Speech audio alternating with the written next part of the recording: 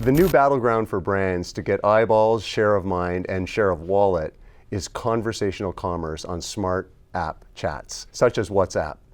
Roberto, how does the Leadsales platform help the small to medium business owner engage on WhatsApp? So essentially what we do at Leadsales is organize every SME's inbox from an infinite list into columns.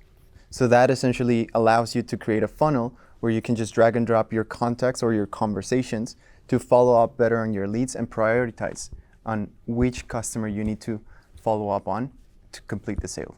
So what are the elements of intelligence in that help people do that sorting so they can better prioritize leads? Essentially what we're working on is analyzing the conversations so we can filter out like certain keywords that help us detect which leads are more qualified so we can just assign them to the best sellers in the organization. So that's something that's very particular to an individual business. How do you implement those rules? And is that something that the user controls? That's something that we're planning to allow the user to tweak it, but so far we detect like certain keywords that detect intention.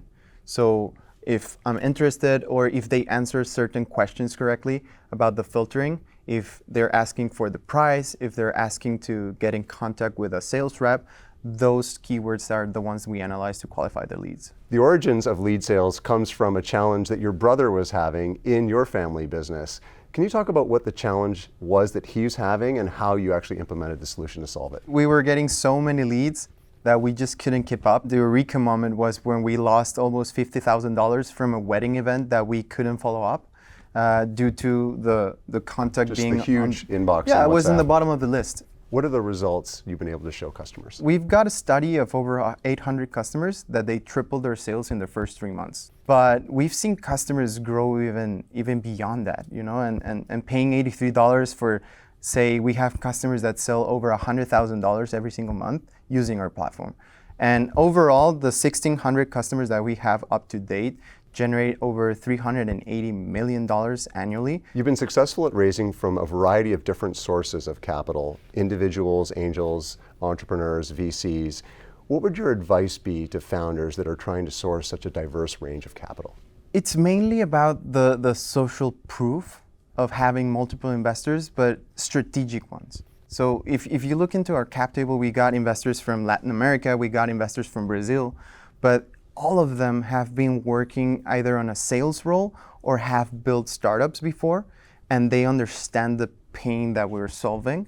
So essentially, it was more strategic. So did you go through the exercise of identifying the target investors and reaching out to them proactively? Yes.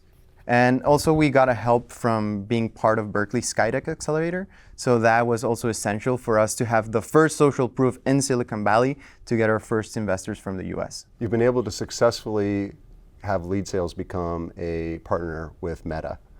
This is a great validation for the platform, but it also gives you visibility within Meta. How have you been able to take advantage of that? We got to be partners after participating in Meta's Future of Business Messaging Accelerator in LA.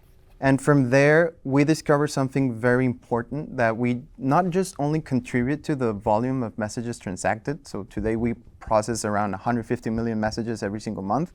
But we also detected that we align to the revenue for Meta in ads. So there's this product that brings in more than $1 billion for Meta's revenue, which is click-to-message ads.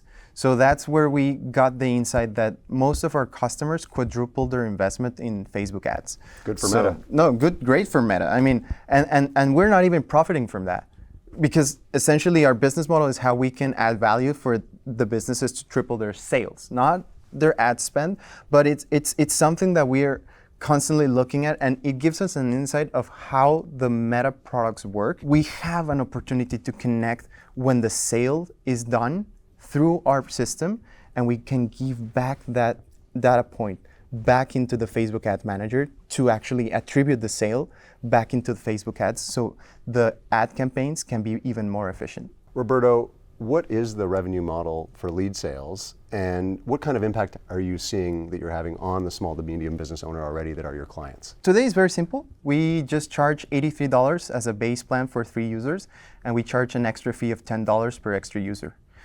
as we've seen that most of our customers are growing, they start to use a lot of resources, you know? So we're now working on how to tropicalize the pay-per-use business model that we see a lot in the US, but it's not as common in Latin America and emerging economies. And we also see that ideally, we would be charging for extra features or integrations that we see that are useful for our customers. As they start to use it more. Exactly.